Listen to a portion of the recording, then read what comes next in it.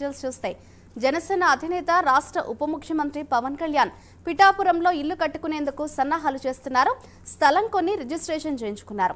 పిఠాపురం మండలంలోని భోగాపురం ఇల్లింద్రాడ రెవెన్యూ పరిధిలోని 1.44 ఎకరాలు 2.08 ఎకరాలు 2 బిట్లు తీసుకున్నారు. ఇందులో 2 ఎకరాల స్థలంలో క్యాంప్ ఆఫీస్, మిగిలిన స్థలంలో ఇల్లు కట్టుకొని పిఠాపురం వాస్తవ్యుడిగా ఉంటానని బహిరంగ సభలో పవన్ కళ్యాణ్ ప్రజలకు తెలిపారు.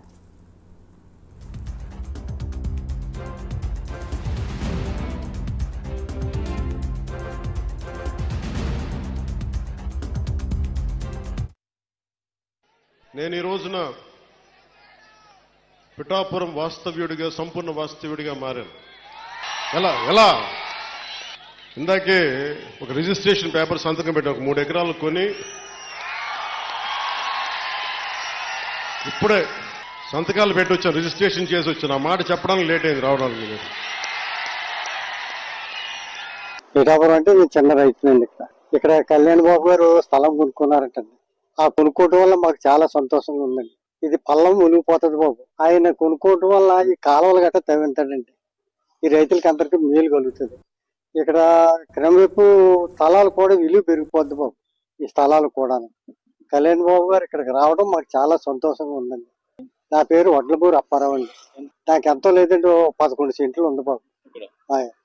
చేసుకుంటాండి, ఎకరం అరెకరం చేసుకుంటానండి. ఆ గేదెలు మేపుకుంటా ఎప్పుడు ములగదండి.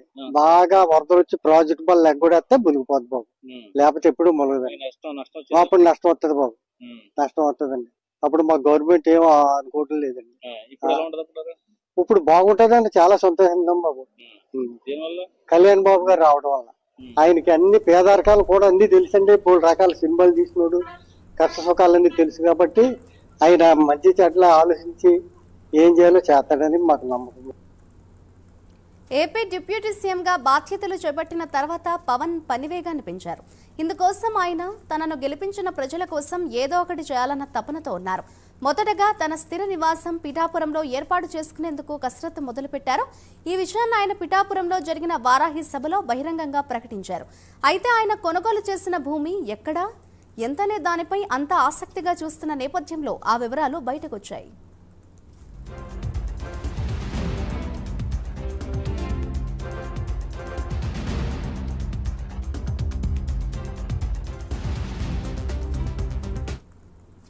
పిఠాపురం గొల్లప్రోలు టోల్ ప్లాజా పక్కనే ఉన్న వ్యవసాయ భూమిని పవన్ కళ్యాణ్ తన పేరున రిజిస్ట్రేషన్ చేయించుకున్నారు.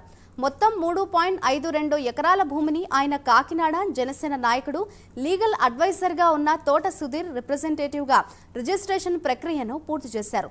ఇల్లు, క్యాంపు కార్యాలయంతో పాటు హెలిప్యాడ్, అలాగే కార్యకర్తల సమావేశాలకు భారీగా హాల్ కూడా ఈ స్థలంలోనే నిర్మించుకునేలా ఏర్పాటు చేస్తున్నారు.